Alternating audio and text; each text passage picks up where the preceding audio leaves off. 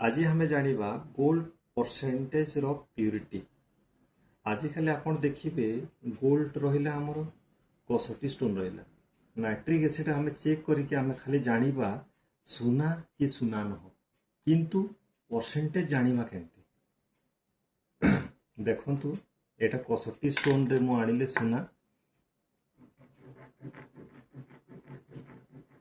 Rough कली एटा है nitric acid drop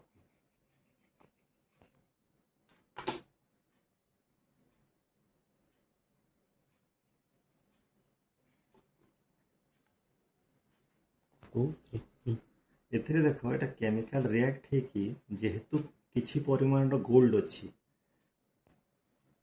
तार चिन्ह रोचे ठीक किंतु आमे प्यूरिटी जानी पारला कि ना आमे नेक्स्ट वीडियो रे आमे देखेबा आपन को कि गोल्ड प्यूरिटी हम कैरेट मीटर रे केमिति जानू।